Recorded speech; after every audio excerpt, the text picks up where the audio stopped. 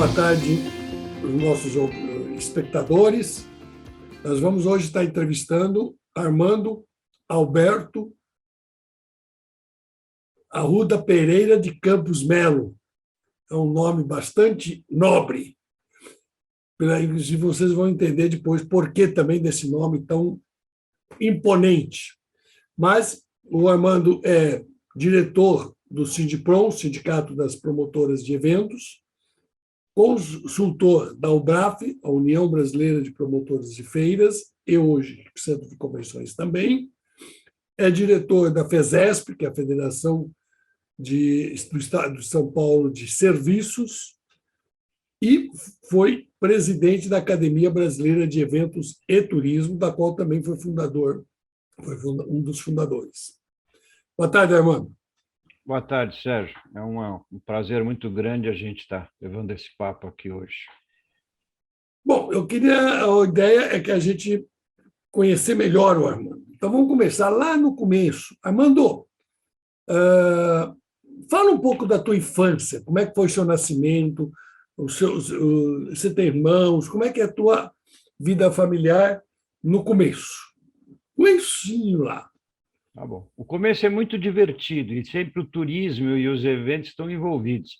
Eu nasci na maternidade Matarazzo, com o Dr. Carlos Comenali, como médico, e é onde está sendo agora feito o maior investimento de hospedagem, gastronomia e eventos em São Paulo, que é exatamente na recuperação de todo aquele conjunto arquitetônico da maternidade Matarazzo.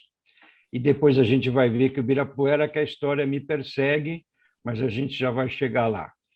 Eu tenho 3 irmãs, sou o único varão, e eu tenho o nome dos 2 avós. Um era Armando Arruda Pereira, o engenheiro, que é o meu patrono da minha cadeira na academia, e o mais gozado é que o seu patrono, que é o Titilo Matarazzo, foi o personagem que substituiu. Meu avô morreu em 55, eu tinha 7 anos, e minha mãe, como trabalhava com o seu Francisco Matarazzo, com o Titilo, ele substituiu bem o avô. Levei muita bronca dele, lá na metalúrgica, fazendo lição e tal, e ele me disse algumas frases muito importantes da minha vida. Eu estudei O teu outro avô que você colégio... começou a comentar, o Alberto... Alberto Campos Melo. Os 2 eram engenheiros, tem essa curiosidade também.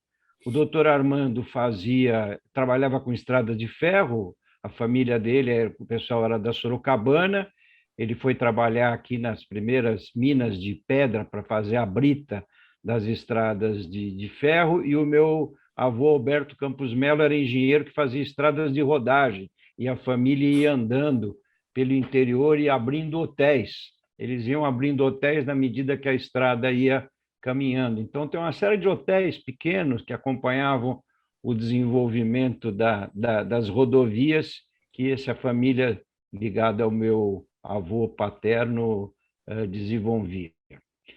Eu estudei num colégio aqui chamado Externato Nossa Senhora de Lourdes, na Bela Cinta, que depois foi para o Santo Amaro, e acabei o 5º ano de admissão num grupo escolar chamado General Couto de Magalhães, na Rua Augusta. Foi uma experiência muito bacana, e depois fiz exame de admissão para o Rio Branco.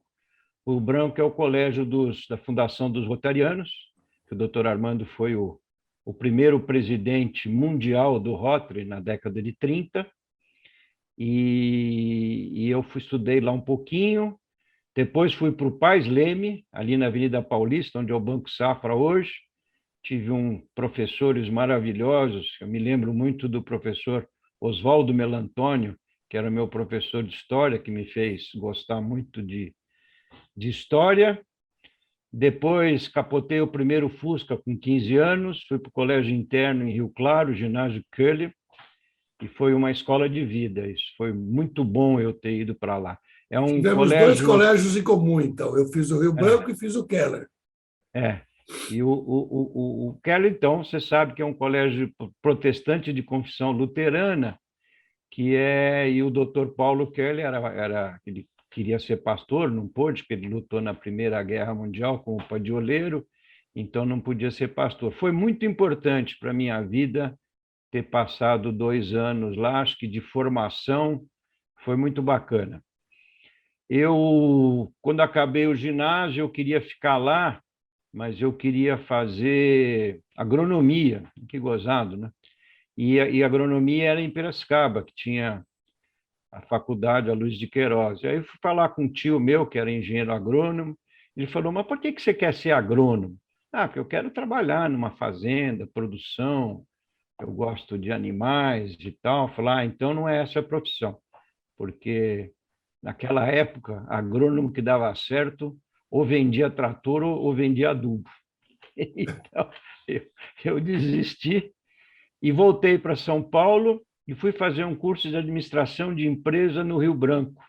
O Rio Branco, junto com o Liceu Eduardo Prado. Eu pensei que você tinha estudado no Eduardo Prado também. Não, Eduardo Prado, não. É. E lá a gente fez um curso de administração de empresa, um curso técnico de 3 anos. Mas eu depois resolvi fazer direito. Então eu voltei para o Pais Leme para fazer clássico. Lembra que tinha clássico científico e curso técnico? Sim. Naquele tempo era bom, era divertido. Aí fiz o clássico no Pais Leme e a administração de empresa no Rio Branco. Aí minha mãe continuou trabalhando com o Titilo na Bienal e eu consegui um filósofo que era europeu, Willem Flusser, que fazia uns trabalhos lá com a Bienal e tal. Ele falou, não, você não tem que fazer nada disso, você tem que fazer comunicação. E nós estamos abrindo uma faculdade de comunicação na FAAP. Aí você vê que cruza, porque a presidente da FAAP era a dona Lúcia Comenali Pinto de Souza, que era filho do doutor Carlos Comenali, que fez o meu parto, né? E aí eu fui fazer o vestibular lá, Sérgio, dei um azar desgraçado, eu passei. E aí eu estava no 2º ano do colegial. Como fazer? Então, agora, reconhecimento público, eu sou formado na Escola Normal de São Carlos. Eu fiz aquilo que a gente chamava de Madureza, hoje tem outro nome. Mas no nosso tempo era Madureza. Era Madureza. Lá fui eu para o São Rafael, né? Como é que chamava o hotel de São Carlos? Ferrareto? Acho que era Ferrareto. Ferrareto era Guarujá, não era? Era Guarujá, não tinha um hotel só em São Carlos. Lá fui eu, ficamos lá no hotel, fui 2 vezes, fiz o exame, consegui passar e entreguei meus documentos. Eu me formei em 71, estamos fazendo esse ano 50 anos de formado, e até tentamos nos organizar para nos encontrar esse ano, mas esse ano foi difícil, e são 50 anos de formado, a primeira turma de comunicação. E eu tive professores fantásticos, o Willem Flusser, o Maurício Trachtenberg, que era um weberiano tremendo, maravilhoso, tinha que estudar em francês, Max Weber na Alemanha e não sei o quê, Isaac Epstein, Tércio Sampaio Ferraz, o Reale, o Vita de filosofia. Olha, eu acho... e aí que começa a acontecer as coisas divertidas do turismo. O Inácio Silva Teles não dava aula lá, não, porque o William estava muito com o Inácio. Não, mas o Inácio ele fazia mais cursos livres, principalmente para o pessoal de artes plásticas. Lá tinha engenharia... Ele criou aquela escola, chamava Escola. Isso. Ele, o Willem, o Inácio e outro irmão dele, também o ex-marido da Lígia Fagundes Telles. Era uma turma... Um que faleceu agora, o Fuser. Era toda essa turma. E aí acontece mais uma curiosidade. Já no 3º ano, a gente teve algumas matérias mais profissionalizantes. A FAAP foi uma escola que nos criou para ser dirigentes. Ela tinha uma leitura toda empresarial. Entrou Marcos Teles de Almeida Santos, que era diretor comercial da Alcântara Machado, era diretor de um grupo de feiras, e a Baby Pacheco Jordão, que também trabalhava na Alcântara na parte de relações públicas. E aí eles me indicaram, ainda no 3º ano, eles me indicaram para a Secretaria de Turismo da Prefeitura, chamava Secretaria de Turismo e Fomento. Deixa eu era voltar um pouquinho. viaduto. Você não falou do Tá seu bom. pai do seu pai. Meus pais se separaram logo que eu nasci e eu morei sempre com a minha mãe. A minha irmã, do primeiro casamento, morava com meu avô, Armando, e depois meu pai casou de novo e eu tenho mais três irmãs. Três irmãs do segundo casamento dele, que é a Cláudia, a Heloísa e a Marília. Então, eu sou... E a minha irmã do primeiro casamento é Maria Cristina. Vocês Aqui são em em casa, cinco, então. todo mundo pode ser Maria e pode ser Armando. Essas são as únicas variações de nomes permitidos. Então, todo mundo, minhas filhas são Maria Clara e Maria Vitória, e a minha neta é Maria Helena, eu tenho um neto Armando Arruda e um Rafael Armando. Então, está tudo completado, não tem variação. Aí ele me indica para a Secretaria de Turismo, e aí eu já comecei a trabalhar em 70, para 70 para 71, com Amedeu Papa, que era o secretário de Turismo de São Paulo. E a gestão era do Paulo Maluf. E aprendi muito lá, porque tinha gente bem mais experiente que eu. Eu fiz, Sérgio, agora 50 anos que eu trabalho para o Conselho Municipal de Turismo, que naquela época eu não era conselheiro, hoje sou, mas naquela época eu atendia o conselho, assistia às reuniões como auxiliar de secretaria da secretaria. Foi uma experiência boa, e tenho assim umas coisas, carnaval, a gente fazia o carnaval no Engabaú, depois acho que nós fizemos o carnaval mais bonito da história de São Paulo, São João com Ipiranga, montava aquelas arquibancadas de ror, e sabe qual era a beleza daquele carnaval, Sérgio? A cidade estava viva. A arquibancada pode dar mais conforto e tal, o sambódromo, mas uma cidade viva para uma festa como o carnaval, o restaurante funcionando, o bar funcionando, o hotel funcionando, as luzes dos prédios, eu acho que foi um dos carnavais mais... Nesse sentido, a São João era mais bonito que quando era no Rio Branco, né? No Rio Rio Branco era Branco, muito morta essa rua. e na Tiradentes ficou feio porque era muito larga, né? Você lembra do carnaval na Tiradentes, que era aquela largura toda, não tinha calor humano. E aí foi o meu primeiro contato com o nosso querido Lemos Brito. Aí já foi na gestão puxa vida, agora me falou o nome, do engenheiro que era cálculos de concreto, já vou lembrar o nome dele, que era prefeito, e ele queria fazer uma festa... O Figueiredo Ferraz. Figueiredo Ferraz, ele queria fazer uma festa para ajudar as entidades beneficentes. E eu, com o Lemos Brito, nós fizemos a recuperação do Jardim da Luz e fizemos São Paulo Antigo, que foi uma festa que era para durar 2 meses, durou 1 ano e meio, e acho que, teoricamente, visitaram 2,5 milhões de pessoas. Ele fez uma cenografia, que era São Paulo Antigo, teve um baile de abertura, o último baile do Império, o Caio Pompeu foi de Dom Pedro e a Hebe Camargo dançou a valsa com ele. Então, eram coisas só naquele São Paulo daquela época, mais divertido e que as coisas aconteciam mais fácil, a cidade era menor. E aí eu estou Você nisso. chegou a trabalhar com o Caio Pompeu ou não? Não, o Caio Pompeu era meu companheiro de paulistano e de pizza.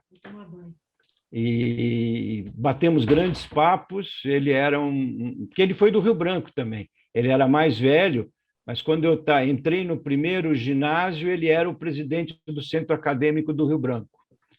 Ele já fazia política desde o tempo estudantil, uma figura maravilhosa, e a gente conversava muito, batíamos bom papo e tomávamos também uns bons chopps, né? Aliás, ele gostava bastante, né? É. Era muito. Agora, você tem uma história também. Agora, fala um pouco da história da tua mãe com o Titio. Bom, minha mãe, como ela se separou, acho que em 49 para 50, ela foi secretária do doutor Ademar de Barros, quando ele foi candidato a presidente, que ela foi morar no Rio, e depois ela foi secretária da Comissão do Quarto Centenário. A Comissão do Quarto Centenário ela é interessante, era o governador era o professor Lucas Nogueira Garcês, meu avô era prefeito nomeado, e eles começaram a comissão, meu avô era presidente, mas não dava para acumular a presidência da comissão e a prefeitura, e ele convidou o Titilo para ser o presidente da comissão. Então, o Titilo nós devemos essa maravilha que foi o quarto centenário ao Titilo, que era uma pessoa irrequieta, empreendedora. Acho que você escolheu o seu patrono e paraninfo dos melhores personagens da história do Brasil em eventos, Sérgio. Eu fico muito contente que você tenha escolhido o Titilo. E aí ela foi trabalhar com ele, trabalhou com ele praticamente a vida toda, e depois ela se casou de novo, e com o Luiz Rodrigues Alves, que era um médico anestesista, foi um grande amigo e me ajudou muito na minha formação. Ele foi presidente da Bienal e foi diretor-secretário, depois presidente, depois a minha mãe também foi presidente da Fundação Bienal. Então, eu penduro o quadro desde os 10 anos de idade, mais ou menos. Conta algumas histórias curiosas do nascimento. Vamos falar da criação do quarto centenário e do Parque do Anhembi. Que eu sei que teu pai teve uma participação muito ativa nesse período, né? Teu avô.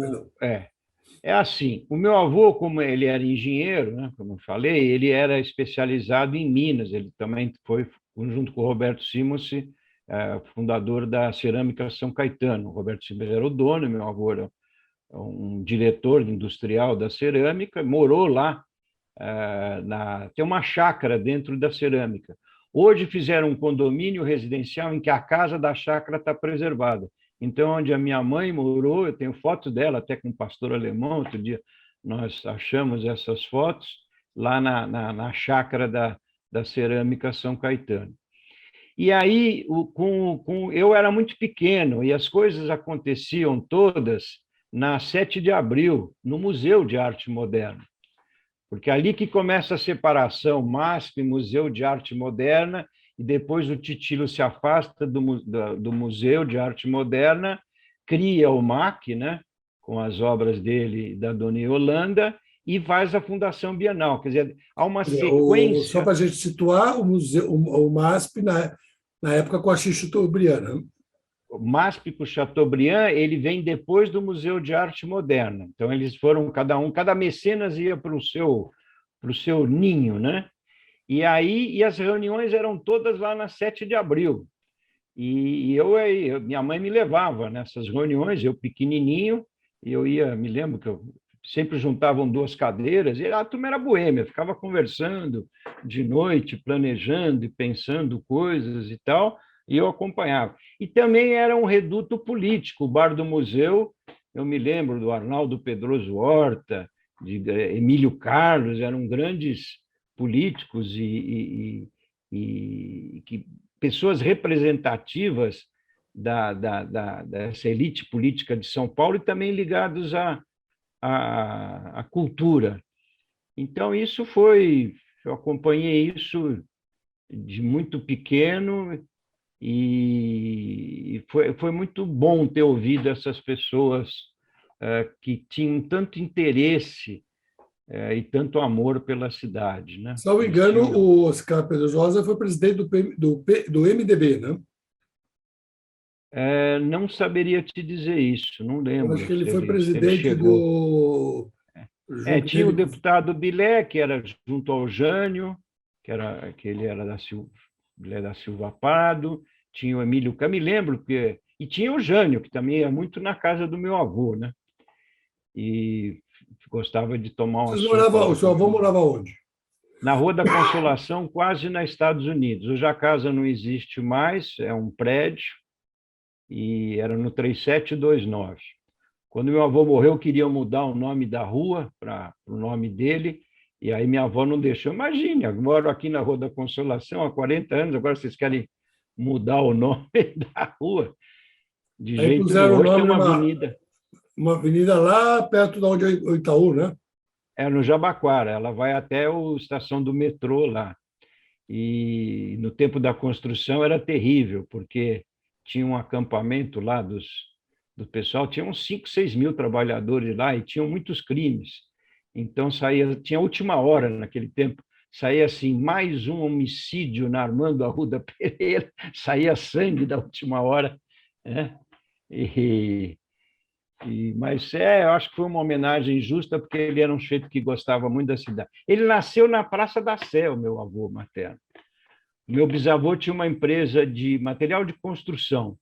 Então, o primeiro andar era depósito, o segundo andar era escritório, eles moravam no terceiro andar, e no quarto andar era a horta e o galinheiro. Ali perto do Santa Helena ou do outro Perto lado? do Santa Helena, naquele conjunto de casas ali do lado do Santa Helena. Isso mesmo, bem lembrado.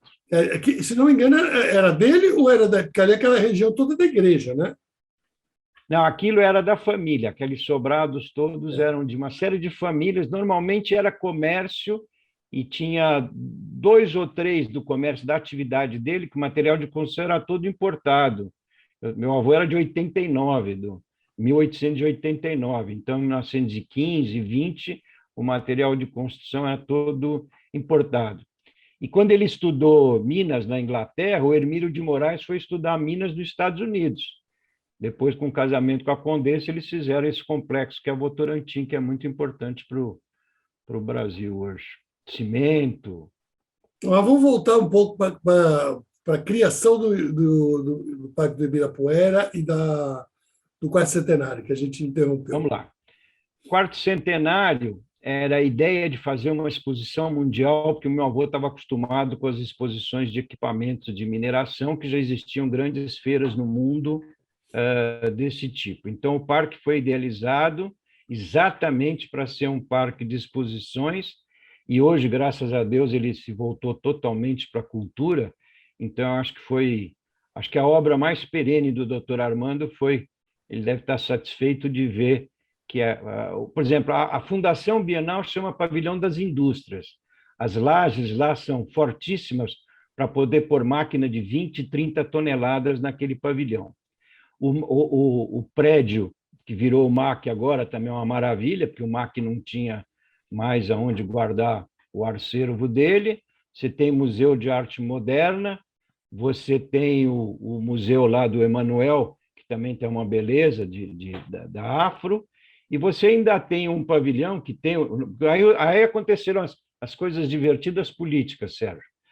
O Jânio era o grande desafeto do meu avô, Jânio Quadros, que foi prefeito, governador, e Que depois voltou a visitava ser teu prefeito. avô era o grande desafeto também. Ele ia filar o jantar lá na casa do meu avô. E a minha avó fazia sempre, minha avó era alemã, segunda esposa do meu avô, ela fazia sopa de tomate e punha um cremezinho de leite para ele, que ele não gostava muito, mas ele tomava a sopa toda. E depois ele tirou o nome do pavilhão das indústrias, que era até uma homenagem interessante para o meu avô, porque ele foi presidente da Fiesp também, e do SESI, da Fiesp, e do Ciesp também. E aí pôs o nome do Titilo. A gente também não podia reclamar, né? Porque era o meu novo avô, não podia reclamar. E aí puseram... Lembra, na prefeitura tinha um prédio que chamava da Prodan. Lembro. Então puseram o nome do doutor Armando nesse prédio da Prodan, que hoje está sem nome. Na administração do Haddad, eles tiraram o nome, até mandei uma carta para o Bruno Covas, dizendo para ele, como neto de prefeito, que ele devia tentar restaurar o nome do pavilhão para que se respeitasse os nossos avós prefeitos. E o Parque do Ibirapuera, então, foi concebido a isso. Ele foi construído com dinheiro do governo do Estado, fundamentalmente, era uma entidade que durou muitos anos até depois, e esse arquivo todo que tinha ficado com a minha mãe, das coisas da secretaria, nós tivemos muita dificuldade de fazer doação. Quem acabou aceitando a doação foi a Biblioteca da Psicologia da USP. Então, todo o material, quem quiser... Já teve uma historiadora que fez uma pesquisa importante sobre o Quarto Centenário, e ela foi buscar todo esse material que nós conseguimos guardar, está lá. E aí tem a participação dos arquitetos, o Niemeyer faz as curvas, o Quinise de Mello e outros arquitetos de São Paulo desenvolvem o projeto, e aí começa, mais tarde, num pavilhão que não existe mais, que acho que chamava Pavilhão das Nações, onde o Dr. Caio começa a fazer as feiras, mas ele já tinha trabalhado nas feiras do quarto centenário. Ele, nessa época, ele era sócio do Zé, na Alcântara Machado, que era agência de propaganda, e aí ele já participou das exposições que tiveram no quarto centenário. Teve uma exposição da indústria paulista, muitos equipamentos importados e pouca parte cultural. Hoje, quando a gente vai numa feira mundial, tem toda a parte da economia dos países, mas tem muita parte cultural. Naquele tempo, não, porque a primeira Bienal, em 51, foi no Trianon, né? Lá na Avenida Paulista, e que hoje é o MASP, né? Onde é o MASP hoje. Na época E era um aí, salão de eu acho, dança, né? é isso, o pessoal ia fazer umas matinês lá dançantes. E aí o Dr. Caio, acho que foi mordido, né, pela história O das doutor feiras. Caio, só para a gente aqui, o José que você citou era irmão do doutor Caio, José Alcântara Machado, que juntos fundaram aquilo que hoje é conhecido como Almap, né? Isso. O Zé era casado com uma prima minha, prima da minha mãe, Maria Helena, que naquele tempo tinha as 10 mais elegantes, aquelas coisas assim. Ela era uma mulher muito bonita e O muito Tavares de elegante, Miranda, mas tinha, o Tavares. Tavares. Agora acabaram de colunista da derrubar a Folha de casa São do Paulo. Tavares, na Rua da Colunista da Folha. Consolação. Teve até um bar chamado Tavares, que eu não sei se as filhas tocaram, mas agora foi derrubado e está saindo um prédio lá. A, a, a, o Tavares foi muito importante aqui para o jornalismo de São Paulo, e como colunista da Folha, pois essa sociedade dos anos 50 e 60 em destaque, né? Aí o doutor Caio começa com a brincadeira, e depois no Pavilhão das Nações ele começa com as feiras. Não, mas antes de E, falar do doutor Caio, eu vou ah, voltar um pouco para trás. O teu trabalho, o trabalho da tua mãe, do teu padrasto, vamos chamar assim, né? E teu na Bienal. Eu sei que você chegou a ter alguma atuação lá. eu fui funcionário da Bienal por 2 vezes, trabalhei com o professor Mário Wilches, ainda com o Titilo como presidente, o Oscar Landmann depois assumiu a presidência. Eu fazia um trabalho de apoio à documentação que chegava, a sinopse dos artistas. Pelo jeito, eu gostava de fazer um catálogo, né? Depois fiz o catálogo da Obraf, que ainda conseguimos fazer esse ano digital, mas ainda conseguimos fazer. E eu fiquei trabalhando lá. Depois, quando minha mãe foi presidente, eu fui executivo lá. Então, eu tenho muito orgulho de ter trabalhado na fundação, porque era passei a infância toda lá dentro e aprendi a pendurar quadro.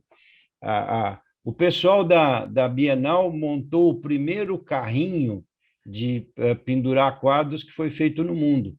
Depois, nos Estados Unidos, fizeram um todo de alumínio, sofisticado, mas nós tínhamos um carrinho de madeira que você levantava os quadros, punha na altura, o artista que vinha para a montagem ficava adequando a altura certa e tal, e esse carrinho foi construído aqui no Brasil pela equipe de colaboradores lá da Bienal, que era um time fantástico, gente muito dedicada. Eles curtiam muito o que eles faziam lá, todos os colaboradores, os mais simples, eles sabiam do papel que eles exerciam ali, colaborando para a realização daqueles eventos tão importantes, né? Fica um pouquinho mais para trás, Armando.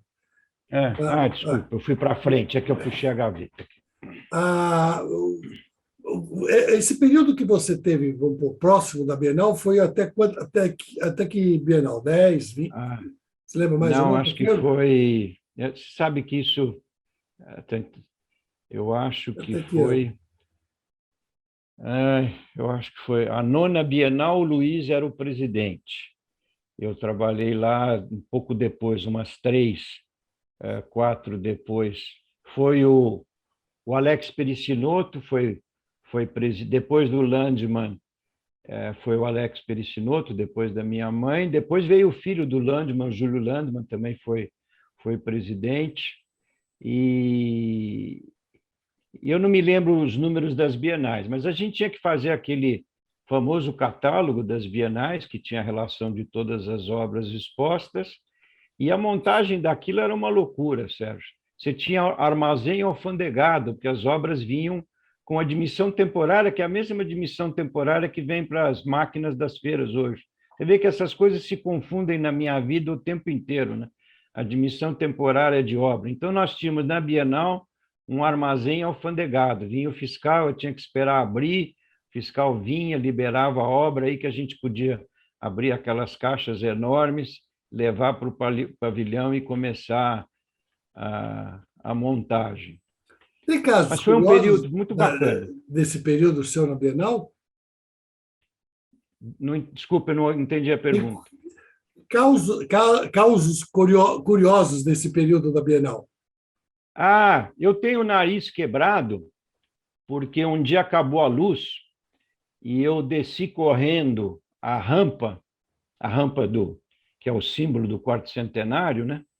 E para dar uma ordem de comando lá para a segurança para deixar menos portas abertas, porque a gente não tinha um número de vigilantes que permitisse manter tudo aberto. E um funcionário subiu correndo para me entregar uma lanterna. Nós nos encontramos no meio e ele entrou de cabeça no meu nariz.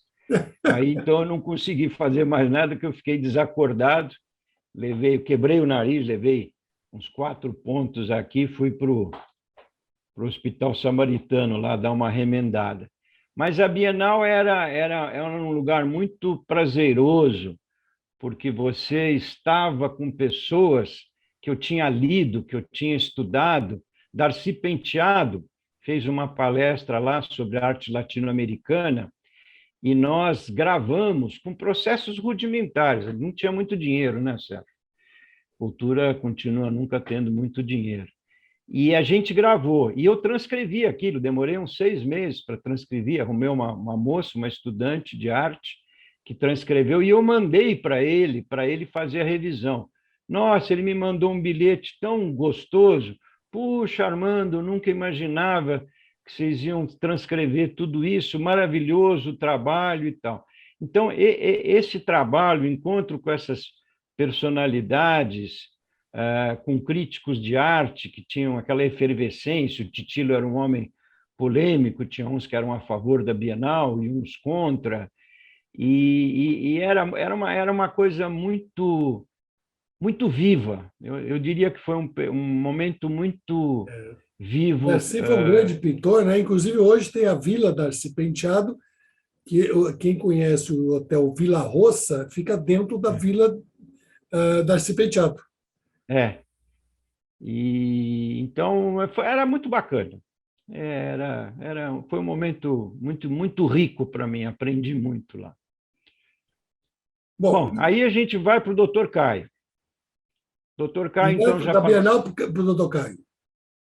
Da Bienal, a gente... Quer dizer, aí eu fui estudar, passei um pouquinho em Rio Claro, voltei, comecei a trabalhar. Eu comecei a trabalhar assim que eu voltei, com 16 para 17 anos. Trabalhei numa fábrica de bombas hidráulicas, era assistente de vendas, né? Tirava pedido, atendia o telefone, via se a encomenda saiu. E aí, quando estava, então, no terceiro ano da faculdade, tem aquela história da faculdade com o professor Flúcia, que foi, para mim, também marcante, porque eu não tinha a menor intenção, eu queria fazer Direito e Agronomia, fui fazer Comunicações. Direito eu ainda cursei um ano na Metodista, mas eu não consegui, porque era de noite, eu dormia na aula, e briguei com o professor de civil, que eu tinha esquecido o código, tinha que levar o código, e aí desisti. Eu tranquei a matrícula, depois nunca voltei. Mas o meu curso de comunicações foi muito rico e muito bacana. A era muito boa. E a vida na FAAP era muito gostosa, viu, Sérgio? Você tinha uma vida universitária. Eu tinha uma vantagem, viu? Minha classe tinha 150 colegas. Nós éramos 4 cavalheiros e 150 moças. Essa era uma característica da FAP, que tinha muitas mulheres, né? É, Eu tive muitos amigos lá dentro da FAP, nessa época, inclusive em 72. Nessa época, em 72, eles abriram o curso livre de cinema lá. sim, nossa, estou vendo ele na minha frente, Rodolfo Nani. Rodolfo Nani. Na época eu É, consegui encaixar para fazer o curso o Getúlio do Bittencourt, que trabalhava comigo. é, Nessa época eu fazia a revista Palco Plateia, né? E o é. Getúlio O trabalhava Getúlio comigo na depois televisão. foi para a Gazeta Mercantil. Estamos falando do mesmo Getúlio. Getúlio, Grande ele fez o curso. jornalista. Você sabe, o Getúlio teve um caso. O Getúlio era um gênio, conhecia tudo de cinema, tudo que você puder imaginar de É. cinema. E eu tinha conseguido uma bolsa com o Rodolfo. E aí um dia o Rodolfo me chama, falou: Sérgio, eu preciso que o Getúlio saia. Como assim? Estou imaginando. Ele falou assim: não, ele sabe mais que todos os professores, e deixa isso É. muito claro. Então está me criando um problema muito sério, porque cada vez que o professor fala uma coisa, ele corrige o professor. Então, por favor, ele não precisa de fazer o curso, eu dou um diploma para ele. Não, ele era brilhante já. O E um bom primeiro companheiro. diploma do Tomei, Getúlio. tomei alguns chopes com ele e com a Bia Bansen também. O Ela Getúlio, você foi sabe minha... que ele não tem curso primário, né? Ele não é bacharelato, né? Não tem curso primário. Ah, primário, isso eu não Ele não sabia. tinha curso primário. Depois, um dia eu te conto Mas a história, mas, é, mas é, é romancesca a história, a vida é. do Getúlio. Um homem com uma intuição fantástica. Exato. Mas fala, e agora, teu pai também foi presidente da Federação das Indústrias, que você se falou agora há pouco. Como é que foi? Foi meu avô, doutor Por favor, Armando. desculpa, às vezes eu confundo. Ele era do grupo da Então, Primeira o teu avô República. quase que foi teu pai, de tanta proximidade que tinha, né? Ele morreu, eu tinha 7 anos. Quem morava com ele era minha irmã, que tinha 2 anos mais do que eu.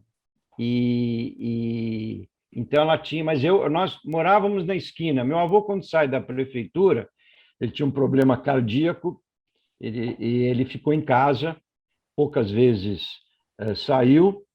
Ele passou uma temporada numa clínica de recuperação cardiológica em São Vicente, que era a nível do mar, melhorava as coisas. Depois ele foi para casa e ele viveu com oxigênio alguns anos. Então, e meu avô tinha umas coisas divertidas. Ele era um homem muito charmoso, muito vaidoso, usava aquelas pérolas na gravata e tal. E ele era mágico. Então, na cama mesmo, ele fazia mágica para os netos. Então, ele atraía muito pelo charme dele e tal. E ele, do grupo do Roberto Simons, ele foi convidado para ser, inclusive, ministro de Viação e Obras Públicas no governo de Getúlio. Mas ele e o Getúlio não se davam nada. Meu avô foi major na Revolução de 32 e foi o comprador de armas de São Paulo. Então, o Getúlio, de vez em quando, mandava eliminar o meu avô, porque estava incomodando as compras que ele fazia e tal. Depois ele ficou exilado na Argentina, e junto com o coronel Figueiredo, e que foi com a família toda, menos o João Figueiredo. Essa é uma história interessante que eu sei. O João Figueiredo, durante a Revolução, ele ficou com uma tia dele, que ele foi quem criou o Figueiredo, foi uma tia no Rio de Janeiro, que o coronel Euclides foi para Buenos Aires e passou alguns anos lá, numa casa meio comunitária, era uma casa grande, tinha um grupo de brasileiros exilados lá. Depois, meu avô volta e é convidado para ser ministro, não aceita, que o Morvan Dias Figueiredo, que é lá do grupo do Nadir Figueiredo, que também é uma empresa centenária, que era da Velha República, ele é demitido. Acho que ele era ministro do Trabalho, o Getúlio faz alguma coisa que meu avô não gostou. Ele falou: não vou trabalhar com esse senhor, nem gosto dele e tal. E aí que o professor Lucas Nogueira Garcês, governador, convidou ele para ser prefeito. Ele, prefeito, falou: não, prefeito, aceito, amo minha cidade, nasci na Praça da Sé e vai ser o 4º centenário. E nós vamos fazer São Paulo a capital do mundo. Ele, quando foi para a prefeitura, ele já foi com esse objetivo, de fazer São Paulo, a capital do mundo, no quarto centenário. E daí e depois ele foi para a Federação das Indústrias. Não, ele já tinha sido o presidente da Fiesp antes de ser prefeito. Eu não sei exatamente o ano dessas coisas todas, depois eu posso até Ele foi salvo engano, ele teve uma participação na criação do SESI, do SESC, Eles são anteriores a ele, mas ele foi presidente da Fiesp, do Ciesp, que é o Centro das Indústrias, e do SESI. Do SESI ele deu a expansão das bibliotecas. Tinha uma educadora famosa lá, que também fez parte da minha criação, a professora Maria Brás, que foi diretora-geral do SESI, montaram essas escolas todas que o SESI tem, e SENAI, quer dizer, SESI é Serviço Social da Indústria e o SENAI é o braço educacional, como você tem a mesma coisa no comércio, né? E nós do turismo temos muita religação com o SESC, que faz os cursos.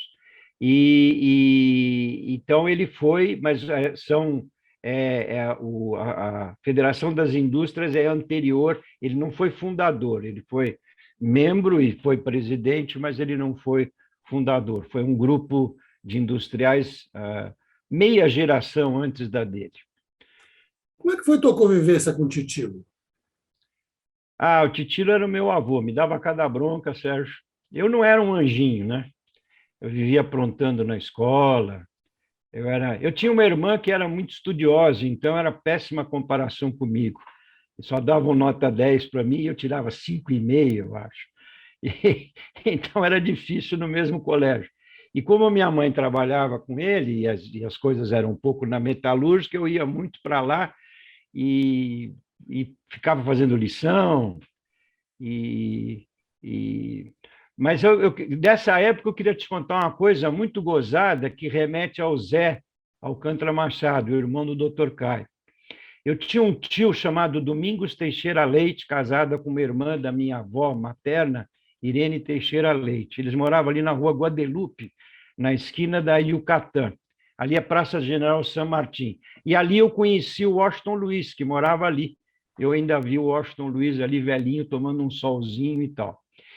E eu ia de tarde fazer lição de casa ali ou na casa do Dr. Silvio Margarido, que era nos Estados Unidos, que era um advogado muito amigo do Dr. Paulo Machado de Carvalho. E o meu tio tinha uns cavalos no jockey escondidos da minha tia.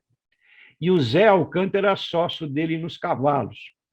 Então o Zé passava lá para pegar o meu tio para levar para o jockey e me levavam para tomar um ar puro.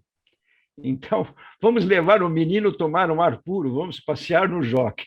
Eles iam ver os cavalinhos dele e eu passeava pelo jockey, tomava ótimos sorvetes e era muito divertido. O Zé era um sobrinho muito querido desse meu tio-avô, que ele jogava golfe, o Zé também jogava golfe, eles tinham uma relação... acho que as famílias tinham mais tempo para estar juntos naquela época. Uma curiosidade que você falou agora, o Dr. Caio jogava golfe? Acho que não, eu acho que era o Zé que jogava. Acho que pelo estilo dele, irrequieto... Eu acho que ele jogaria beisebol, né? O golfe. E aí,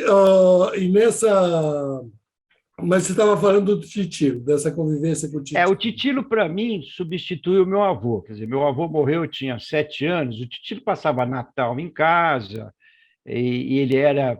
Minha mãe também tinha ele como um pai. Então a nossa relação era muito, muito próxima, e eu senti muito a perda dele, e ele foi um sujeito que me deu muitas orientações. Eu era meio turrão, ele dizia: contorne os obstáculos, não enfrente todos. Eu tenho algumas frases dele, fora broncas que ele me dava quando eu aprontava, que foram muito importantes para mim. Eu tinha um carinho muito especial com ele, fico muito contente dele estar presente na nossa academia. A metalúrgica que você citou aí foi a Metalma, que hoje é do... Metalma, não é isso?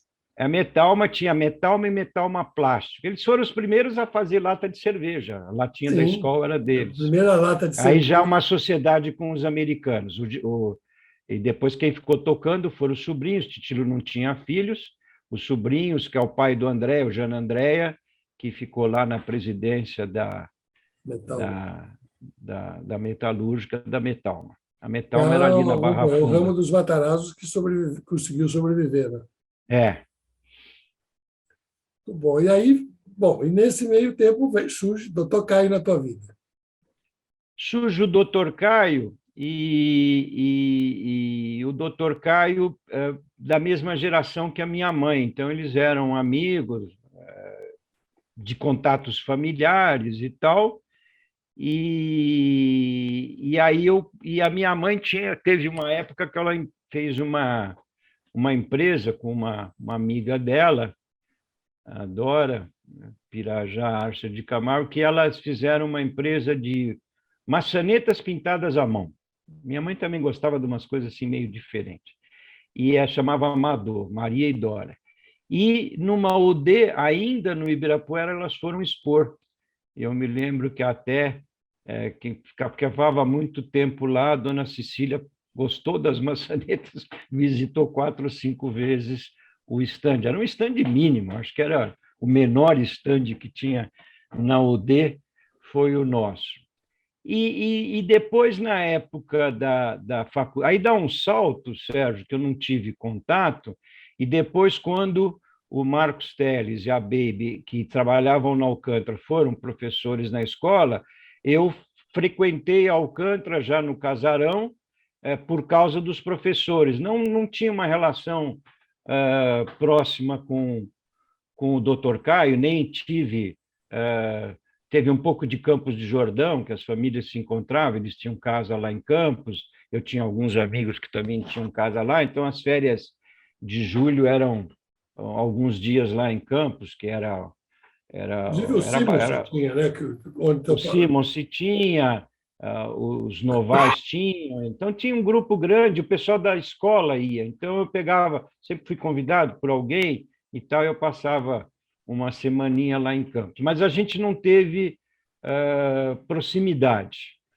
Eu só voltei a ter proximidade com o Dr. Caio, foi gozado, quando eu fui entrevistado para ir para o BRAF, e a minha mãe ficou sabendo, que eu fui entrevistado pelo doutor Rafael, pelo, pelo Francisco Santos e tal, e aí a minha mãe ficou sabendo e ligou para o Caio, ele falou, não vai trabalhar lá, aquilo é uma chatice, vem falar para ele vir falar comigo e vir trabalhar comigo. Mas eu já tinha me acertado com o doutor Rafael, e aí fui para o BRAF, onde a gente está lá até hoje. Então você entrou via Rafael, não via Caio. Eu entrei, eu fui, as conversas que eu tive foi com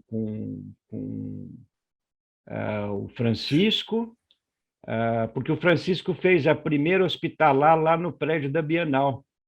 Ele, o Dárcio e o Souza, e aí que eu os conheci. Quando eu fui administrador da Bienal, o pavilhão era bastante utilizado pelas feiras, era um dos equipamentos da cidade que era bastante utilizado por feiras, praticamente todos os promotores tinham alguma feira lá, e a primeira hospitalar foi lá, mas a hospitalar pegou lá o MAC, o Museu de Arte, pegou tudo que ela podia de espaço, ela já foi uma feira que começou grande, já, e a primeira edição foi no prédio da Bienal, quando a minha mãe era a presidente. E então depois aí que eu volto a ter uma relação com o Dr. Caio, já, mas no mesmo tempo que nós nos conhecemos, e aí, mas já o Dr. Caio já não tão presente na Alcântara, né? Lembro que você foi apresentar o prêmio Caio para ele, nós estivemos juntos, e ele já ia alguns dias por semana, então ele já não tinha mais aquela frequência Ele já diurna, tinha mas eu vendido para o Rafael, né, nessa época. já tinha. Ficaram alguns anos que já era do Dr. Rafael e ele estava lá, porque era muito importante a presença dele. Ele era Ele era, acho que... Eu vejo o Príncipe doutor Philip. Caio... eu acho que ele era um personagem, ele não era uma figura, ele era mais do que uma figura, ele era um personagem muito importante para a história brasileira, né? O que ele fez pelo Brasil, acho que poucos brasileiros fizeram, desde Instituto Brasileiro de Café, o Roadshow, o próprio AMB, e a importância que as feiras tiveram para apresentar o Brasil para o mundo, para mim é um dos... Ele é tipo assim, Barão de Mauá, para mim, é um personagem importantíssimo da história. Né, eu comutamente tiro, né? São os Ah, grandes. sim, na área cultural, para mim, fora o carinho que eu tenho e a saudade que eu tenho O Titilo, do que só para quem Titilo. não, aqueles que não conhecem, mas teve no teatro, que foi um fundador do TBC, o Cinemateca, na Cinemateca não, fez filmes também, como é que ele chamava? Vera Cruz, Vera Vera Cruz. Cruz. Vera Ela Cruz, trouxe os italianos todos para fazerem trouxe cinema no Brasil. grandes diretores italianos, É. Ruggiero, etc. Foi no período dele, Cacilda Becker, O e MAC, outros. Hã? o Museu de Arte O MAC, Contemporânea, a fica forte com a Bienal, doação dele Bienal. e a Bienal. E tem até outro dia eu estava falando com alguns anos, eu falei com o André, a gente está na época de Natal, ele trouxe um presépio veneziano que é uma maravilha, que precisa ver onde que está guardado da prefeitura, que deveria ser exposto em todo o Natal. É uma obra maravilhosa, e que não sei onde é que está guardado, porque nem lá, nós não temos em São Paulo mais local para o Museu do Folclore e nem para algumas outras coisas que seriam dignas de um museu, né? Está faltando espaço para museu em São Paulo. Temos o que mostrar, mas não temos os espaços de infraestrutura. Inclusive o Museu dos Eventos. Inclusive o Museu dos Eventos, mas esse nós podemos ir conversar com o pessoal da GL, porque aquele prédio lá do fundo, onde era a Secretaria da Agricultura, pode ser que a gente pudesse conversar com eles para fazer lá. Eu já tinha pedido uma vez, você se lembra disso, e eles iam derrubar, mas agora a derrubada não está Eu tão conversei com o Daniel certa. Galante sobre isso também. É, Mas agora precisamos voltar a conversar, porque agora o Daniel Galante saiu, precisamos voltar a essa conversa. eu acho que as conversas que eu tive agora, porque eles foram nossos anfitriões no lançamento do calendário das feiras de 22, e parece que o prédio não vai ser derrubado. Acho que agora é um bom momento, Sérgio, da gente voltar com essa Vamos lá. conversa. Inclusive, quando eu conversei com o Daniel, eles, na divulgação, inclusive como do novo AMB, eles usam Distrito como AMB, o vai Distrito chamar AMB, Distrito AMB. eles procuram emular o de Las Vegas. É. E o de Las Vegas tem um museu lá dentro. Uma das grandes atrações do distrito de eventos de Las Vegas é o museu. Ah, interessante. Então eu falo, olha, o Las Vegas da mesma maneira que o Las Vegas tem, não é um museu de eventos, é um museu, não estou me lembrando agora do que é, mas é um museu que inclusive É é um muito dos atrativos visitado. É. do distrito de eventos de Las Vegas. Então, se vocês querem copiar, copia isso também. Vamos lá. Acho que Copia agora é um bom Patibó momento para também. retomar. Mas é ali. E aí você foi. Que ano que você entrou na UBRAF? Eu entrei na UBRAF há 25 anos atrás, preciso fazer a aritmética aí. Eu entrei na 76? 76, não, depois disso, 80, não, 70 e qualquer coisa, são 25 anos. Não, 25, não, 96. 96, para dar 25 e 96. E foi muito divertido a entrada lá. Eu vou contar, você gosta de coisas gozadas? Eu vou te contar como é que eu fiz os primeiros números do nosso mercado. Você vai se divertir agora. Eu não te contei essa história ainda. Sempre há a crítica de que nós não temos números dos setores ligados a eventos e turismo. Você trabalhou na grande pesquisa que teve e tal, mas antes disso não tinha. Mas já existia o calendário. E trabalhava lá, a Ubraf era um conjunto alugado embaixo da Coromoda, por isso que eu tenho essa relação tão grande com Souza e com Francisco, porque ficava ciscando ali um pouco para aprender, ver como é que era a feira de verdade. E um dia eu estou lendo o calendário e observei que tinha alguns números ali, Sérgio. Eu tinha o número de expositores, nacionais e estrangeiros, o número de metros quadrados e o número de visitantes. E aí eu comecei a compilar isso, eu demorei uma semana, tinha uma calculadora só, a entidade, e eu disputava a calculadora com o setor de administração, mas aí eu consegui fechar, e um dia levei para o doutor Rafael. O doutor Rafael era o presidente da Ubraf naquela época. E levei para ele, ele olhou aquilo e falou: de onde você tirou isso? Esses números não existem. Eu falei: sim, existem. E eu tenho uma fonte. Como que você tem fonte? O que você fez? Você fez uma pesquisa? Eu falei: não, eu li o calendário. Então é gozado como isso, e esse número do calendário da Ubraf acabou virando o nosso número. Tá certo? Porque ele tinha a informação dos promotores organizadores, isso é importante para o mercado. Né? Então, aquele número era o número daquela realização e do realizador. E aí que nós passamos a ter o primeiro número. E outra coisa que também, só aproveitando para falar do calendário, que foi uma coisa que a gente trabalhou muito, para pôr o espanhol, porque o calendário inicialmente ele era 28 por 14, que era um formato linguiça, né? Eu transformei ele em 21 por 28 para conseguir ter os anunciantes, e ele passou a ter o espanhol. A maior parte dos negócios das feiras brasileiras ainda é feita com os nossos vizinhos. Inclusive das multinacionais que vêm expor no Brasil, eles aproveitam como base o Brasil para vender para o resto da América do Sul, principalmente.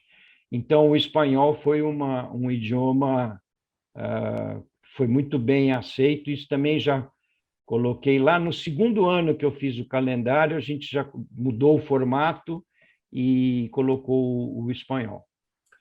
A Ubraf, quando foi criada a Ubraf, mais ou menos na mesma época foi criado o Sindiprom e o Sindiventos. Quer dizer, foi uma arrumação de mercado que foi feita. Como é que foi feito isso? Como é que funcionava essa engenharia? Na verdade, o Sindicato dos Trabalhadores já existia. Ele é anterior, ele trabalhava com outros setores e ele já existia. O Sindiprom, ele nasce quando nasce a FESESP. Tem uma história bonita. A FESESP é uma separação do comércio, que se percebeu que tinha características diferentes e precisava de uma dedicação maior, e temos abnegados lá, o Luiz Dinese, o Zé Luiz Fernandes e alguns outros, o próprio doutor Rafael, e eles resolveram fazer, então, a FESESP. E aí que se criou, no mesmo momento, o Sindiprom para representar um setor.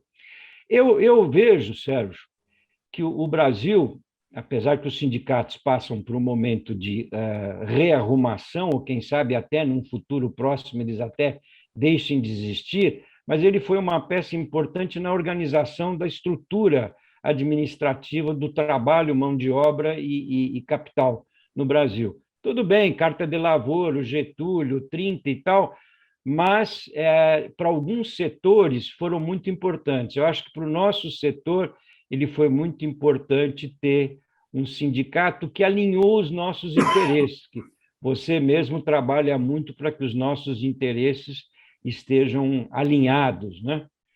E isso eu achei que ele foi muito importante. O Sindiprom já existia, e depois nós nos tornamos a maior parte dos associados, e a Ubraf veio. A Ubraf tem uma história também divertida. Nós tivemos um tempo que, para fazer feira, precisava tirar uma licença em Brasília. Isso vem Ministério da Indústria e Comércio. Da Indústria e Comércio, e era uma complicação para tirar essa licença, e aí tinha prioridades, tinha isso, tinha aquilo, tinha muito gesso. E a UBRAF foi criada para ter uma representação para acabar com esse gesso, para desengessar o setor e ter menos dependência. Isso ela cumpriu plenamente o seu objetivo. Hoje, feira, o empreendedor faz a feira que quer, onde quer, basta que ele seja uma empresa que pressupõe uma tradição e um conhecimento no mercado, e o mercado cresceu muito. Eu tenho esse levantamento que nós fizemos, são 2.000 feiras no Brasil. Quer dizer, se é um mercado vivo, é o mercado de feiras no Brasil, pela extensão territorial, porque fala a mesma língua, porque a capacidade de ter representantes comerciais é muito difícil num país continental. Então, a feira, e de acordo com o Faveco, o nosso querido Flávio Correia, é a melhor mídia presencial para negociar o que existe no Brasil. Então, eu acho que essas três entidades, elas cumprem e cumpriram, principalmente no passado, o seu papel. Acabou o gesso, nós não temos mais licença nenhuma, o calendário da UBRAF é uma peça usada pelo Itamaraty e pelos mercados econômicos e de indústria e comércio como uma fonte, e a Apex também, mais modernamente, pela Apex, e que depois giraram, Sérgio, as viagens que a gente fazia para divulgar o calendário. Isso eu aprendi com o embaixador Mário Villalva. Em 2003, nós fomos fazer um summit no Paraguai, e aí eu fiquei com ele os 4 dias lá, e ele falou, não, Armando, você tem que levar o calendário da UBRAF, agora que está em espanhol, pela América toda, depois faça Estados Unidos. E eu falei, mas onde que eu vou fazer Estados Unidos? Ele me ensinou uma outra coisa. O Brasil só é olhado com muito carinho de Miami para baixo. Se eu for a Nova York ou Washington, vão perguntar onde é o Brasil. Mas em Miami todo mundo tem negócios com o Brasil, para mim fazer em Miami. Então, nós fomos ao México e fomos aos Estados Unidos, em Miami, fazer a apresentação. Depois fomos para a Europa, a França com a UFAI, Espanha, Portugal muitas vezes, Itália muitas vezes, porque temos a Feira de Milano aqui como nossa associada. Já fizemos eventos muito importantes na Itália, e até, Sérgio, com reclamação dos fabricantes de ferramentas industriais, de tornos e ferramentas.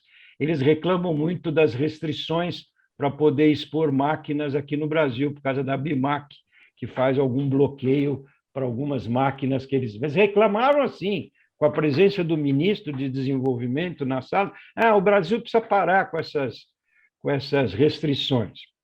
Peguei uma saia justa também no México, que era um grande exportador de autopeças para o Brasil, e naquele ano, não me lembro se era o Collor, quem que era, tinha proibido a importação de autopeças do México. Os mexicanos estavam bravos, me cercaram na porta do hotel. Então, nós temos que liberar isso. Falei, isso você fala aqui com o Itamaraty. E eu fazia esses eventos com o Itamaraty, Sérgio. Por quê? Porque todo acordo bilateral é feito pelo Itamaraty. Não adianta, não existe outro jeito de você fazer negócio fora do Brasil que não seja via Itamaraty. Certo. Fala de alguma outra... Na época, o presidente do Cineventos, quando eu conheci, era o Anselmo, né? O Anselmo. E ele tinha uma grande ligação. O Anselmo, hoje, curiosamente, ele é diretor do sindicato patronal e diretor da UBRAF. Ele mudou de lado.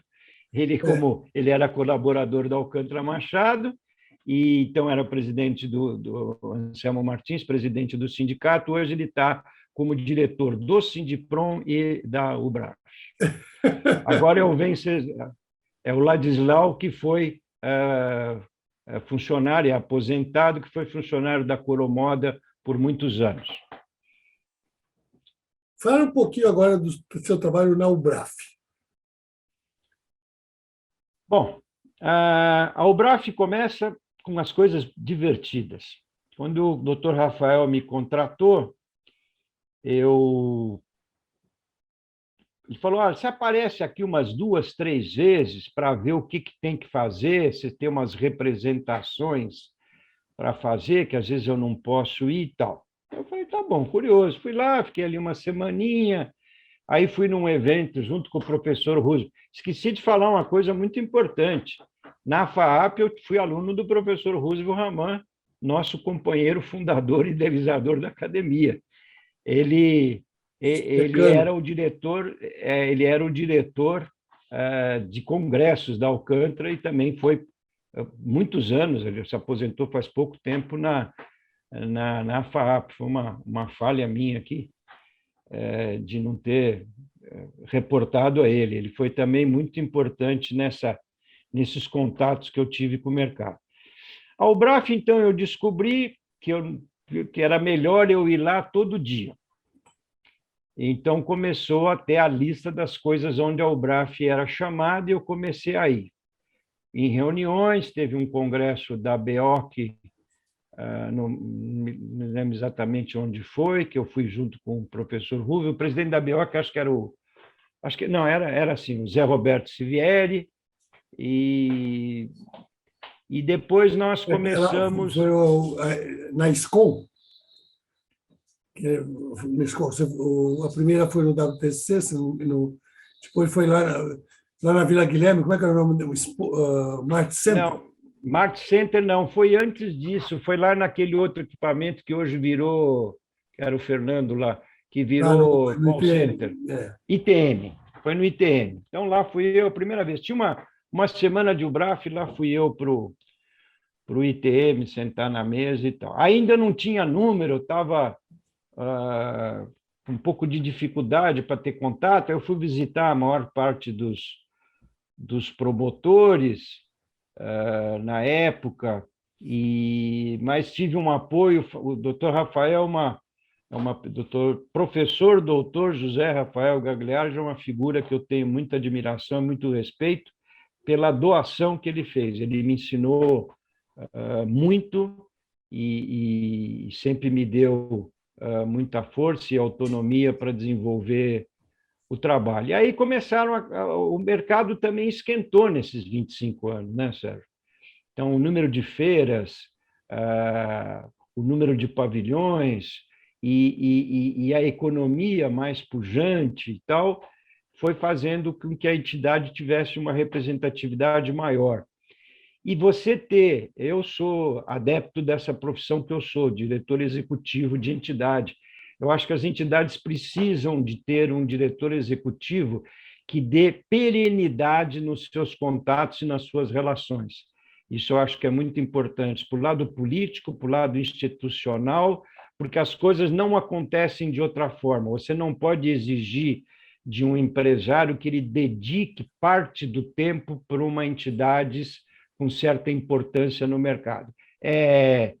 Não é crítica, é constatação, porque completo 25 anos nessa atividade. Não entrei como diretor, entrei como assessor, depois virei diretor, depois nós fizemos uma reforma estatutária para ter o cargo de presidente, depois o Convention Bureau foi na nossa cola e também mudou os estatutos, e hoje temos lá o querido Tony Sando como presidente executivo.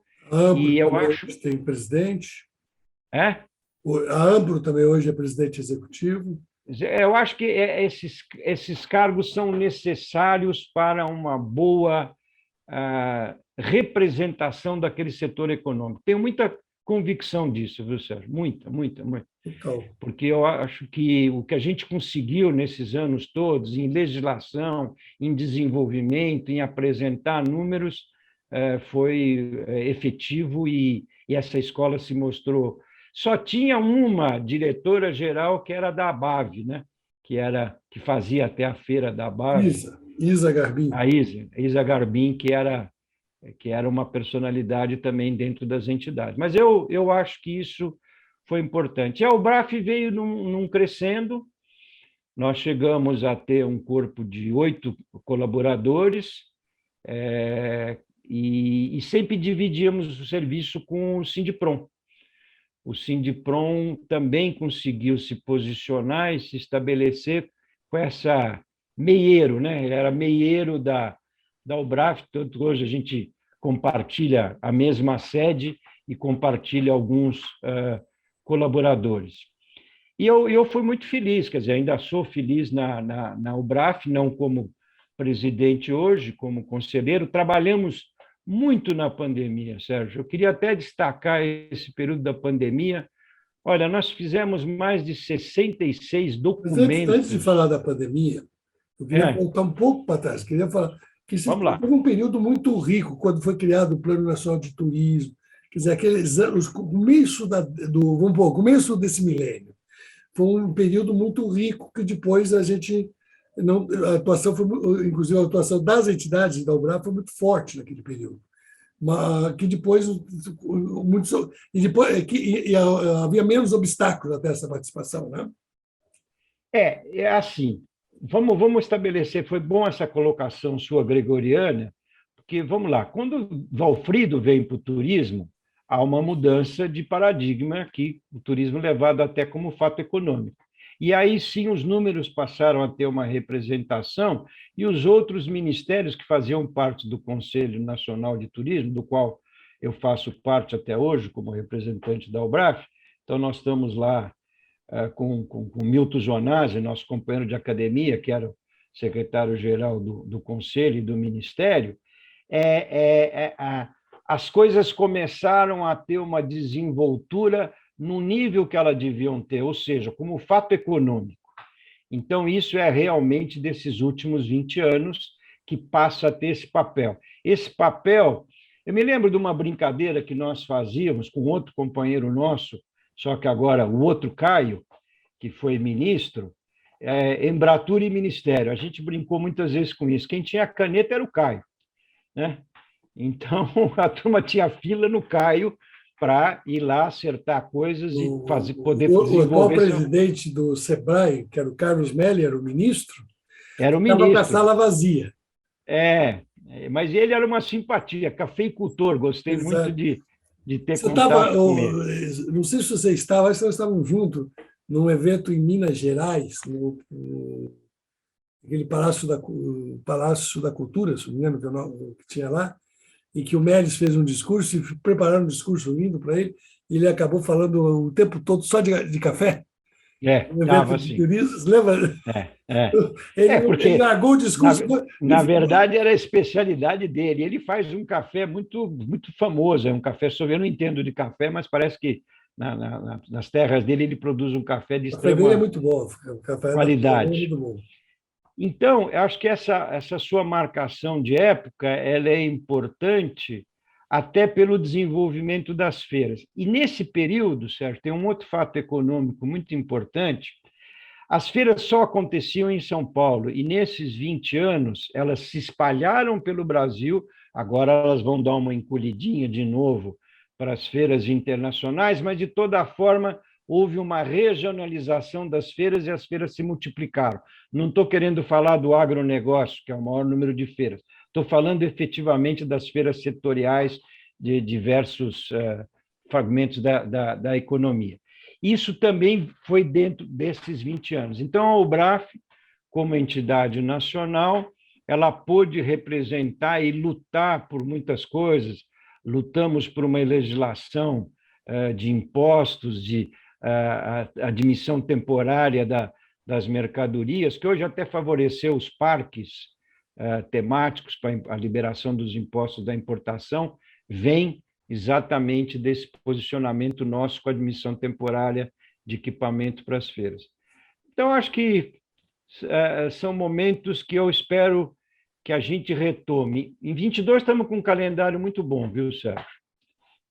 Um calendário maior do que o de 20, então, com 5 feiras a mais, 95 feiras no calendário. E eu acho que 23, dependendo da situação da pandemia, em termos desses controles de cepas novas, etc., a gente vai adquirir de novo aquele representação internacional. Eu acho que o primeiro momento são de feiras nacionais, nós temos um mercado de 130 milhões de consumidores, então as feiras se sustentam, e acho que 23 a gente faz uma retomada internacional forte também. Mas você ia falando do período da pandemia. Pandemia. Pandemia, por algumas restrições físicas, a gente resolveu fazer trabalho remoto, todo mundo ficou em casa, eu também, e aí começou aquela discussão. Essa resposta eu não tive, viu, Sérgio? Por que nós não pudemos trabalhar? Eu não tive até hoje.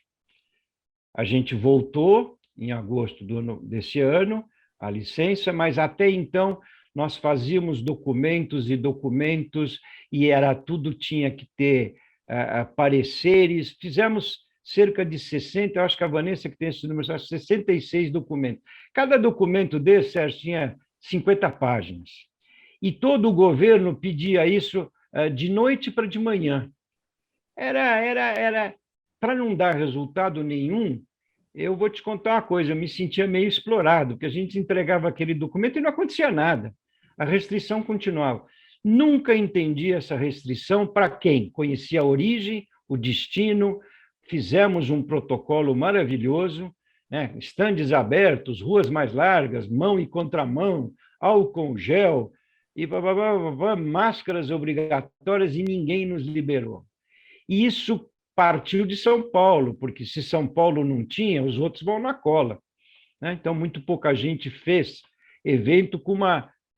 Eu dizia o seguinte, que nós precisávamos oferecer a segurança, mas nós tínhamos que ter a responsabilidade de realizar os eventos. Não conseguimos, mas trabalhamos muito, muito, muito. Acho que foi, de verdade, foi o ano que eu mais trabalhei na minha vida na Ubraf. Era muito pesado, Sérgio, o prazo era muito curto. É que a gente tinha uma equipe que conseguia fazer aquilo. Mas era muito difícil para o não. O pior é que a gente intuitivamente sabia que vinha um não, que nós estávamos sendo usados. Entregando documentos, usados. Acho que você colocou bem. E eu não tenho essa resposta até hoje, né? E sou metido a entender de por que não, eu não consegui ter a resposta. É uma resposta difícil. E vocês tiveram umas parcerias muito fortes também, que foram criadas nesse período, né? Vocês, a BEOC. Eu acho que a grande parceria nacional foi a BEOC.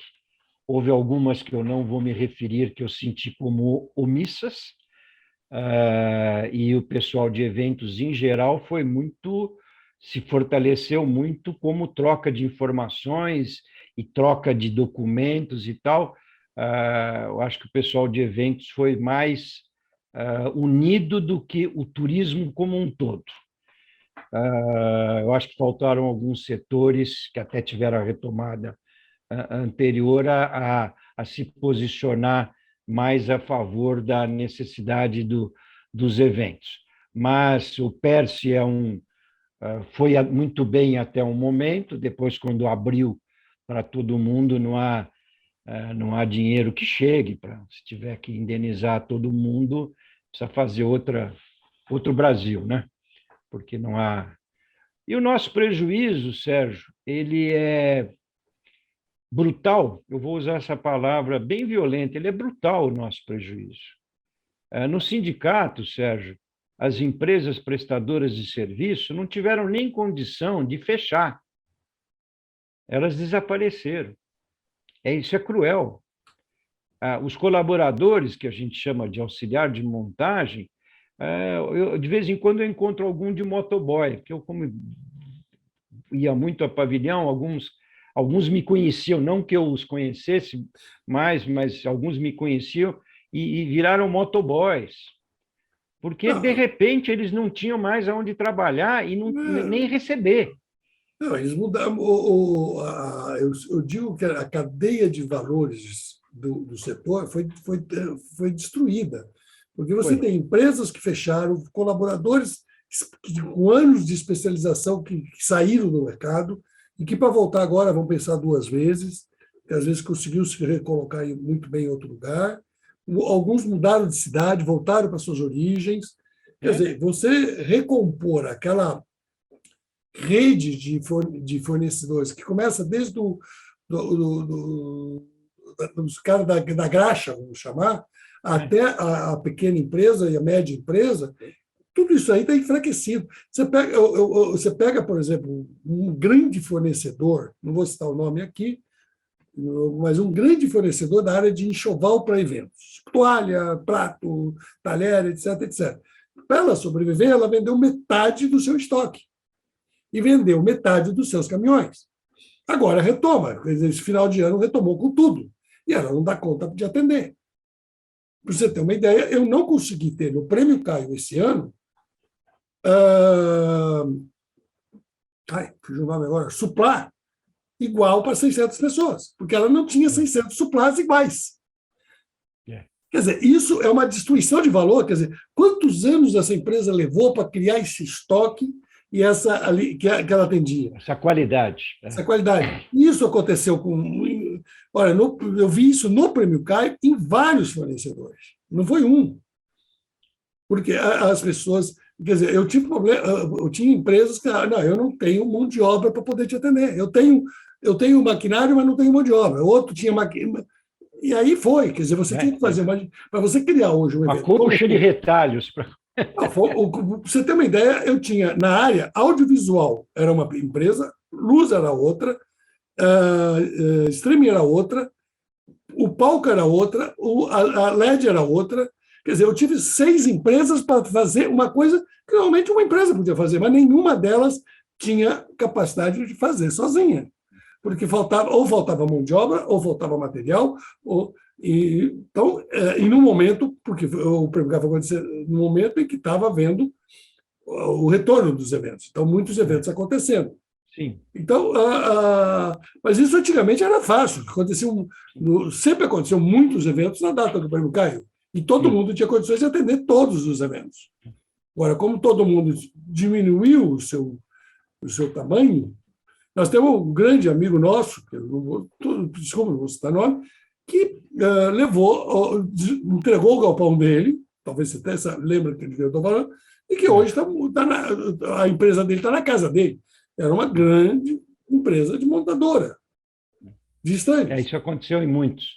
Só para quando você falou do caminhão, nós no sindicato conseguimos uma autorização especial para os caminhões transitarem em São Paulo. Eu tenho uma licença especial para 200 caminhões. Nunca chegamos nos 200, chegamos a 176 caminhões.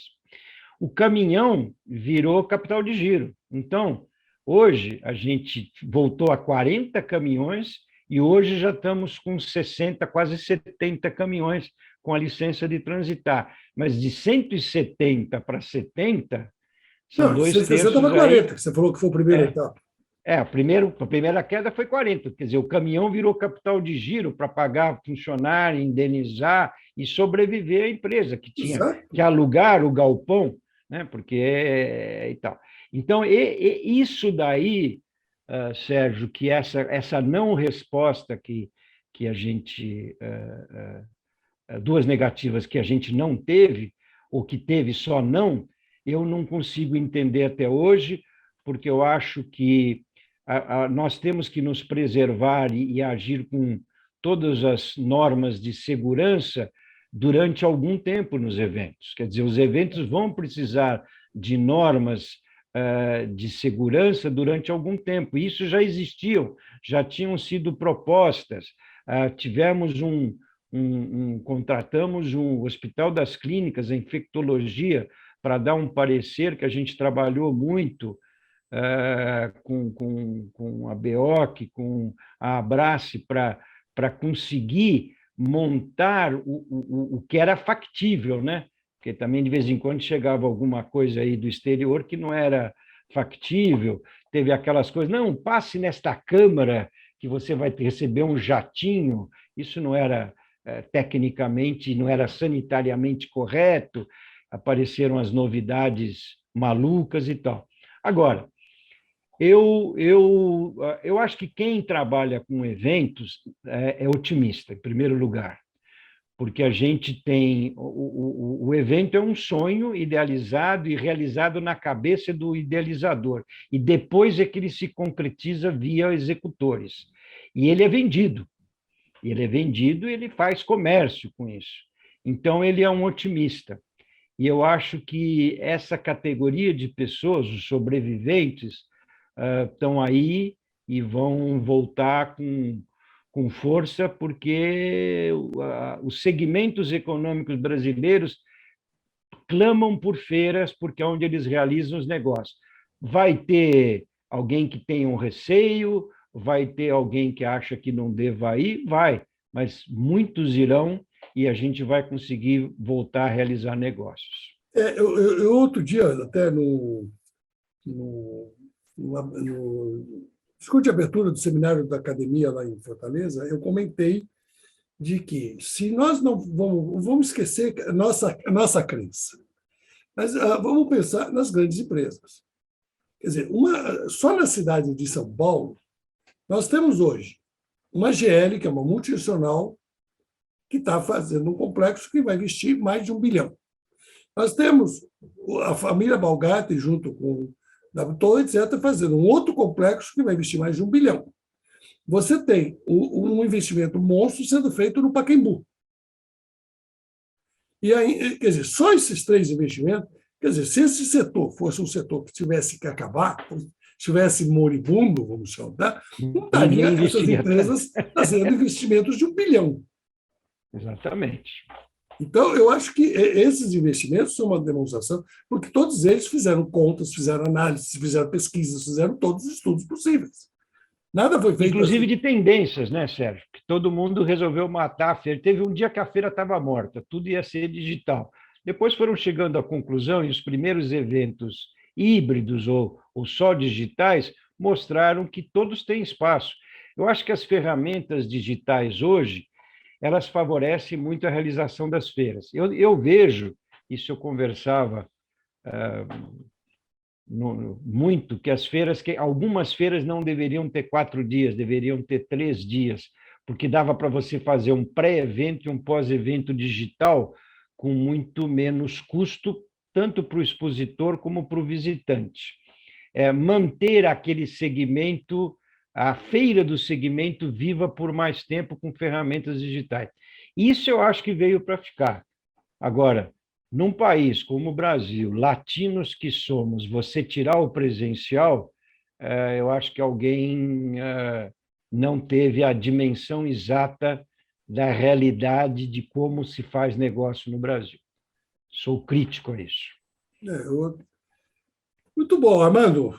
Mais alguma coisa que eu esqueci de perguntar que seria importante a gente conversar aqui? Não, eu queria te agradecer pela lembrança. Nós estamos juntos aí há alguns anos. Eu acho que a academia é um sucesso e é uma realização que partiu de algumas garrafas de café, garrafa térmica de café no escritório do Roosevelt, ali no Pacaembu, e hoje é uma realidade nacional. Eu acho que isso é uma obra muito importante. Eu vou fazer um comentário, Sérgio, para criar uma linha de uma conversa que precisa ser feita. Eu agradeço o convite que você me fez para ir ao Prêmio CAI, depois, sem a Solange, acho que foi a primeira vez que eu fui, que minha esposa gosta muito de participar dos eventos, mas eu acho que a gente precisa ainda aperfeiçoar o regulamento para as feiras. Eu sinto falta das feiras no Prêmio CAI, e já que você está me entrevistando, e se eu pegar 25 anos da minha vida nesse negócio, eu quero colocar isso como uma necessidade. Já tivemos algumas reuniões nesse sentido, mas eu acho que nós precisaríamos evoluir para que a gente tenha um prêmio representativo para o setor de feiras. Não é ranking, não é nada disso, mas eu acho que precisa ser discutido isso, porque é um prêmio em que X atores que compõem toda a cadeia estão presentes, e a feira, que seria, vamos dizer, o resultado físico maior, né? ela não tem a possibilidade, não a possibilidade não, que a possibilidade ela tem, ela não tem um suporte adequado para ela se fazer presenciar e participar da festa, porque além de tudo, eu acho que todo mundo falta em autorregulamentação, eu falo que é viver, você se gostar, é você premiar a sua categoria profissional. Não, Nós nos amamos e precisamos disso também, porque vaidade, numa certa dose, é importante, ganhar prêmios e reconhecimento é muito importante. Então, aproveitando a deixa, e como você é o CEO da organização toda, que a gente volte a discutir vamos uma conversar sobre premiação. isso, com toda certeza. E eu estou Bom, às eu quero ordens lá. agradecer. Nós não estamos fisicamente ainda disponíveis, acho que vamos continuar algum tempo ainda de trabalho remoto. Algumas entidades passaram por um encolhimento nas suas receitas, passam por certo tipo de dificuldades de financiamento para os seus quadros, e a nossa não foi, nenhuma das duas, nem o BRAF nem o Sindiprom foi diferente, e a gente precisa agora ir a par e passo com as empresas, desenvolvendo a nossa prestação de serviços, acompanhando essa nova etapa. Eu não chamo nem de fase, eu chamo de etapa, porque a gente aprendeu algumas coisas, desaprendeu outras e vai ter que retomar muitas. É isso, Sérgio. Obrigado. Muito obrigado. Eu vou parar a gravação. Eu queria agradecer muito a você, Armando.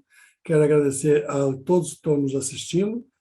Vocês, acredito que tiveram a oportunidade de conhecer um dos grandes ícones do setor de eventos do Brasil. E eu agradeço muito por isso ao Armando e a todos vocês. E até a próxima entrevista.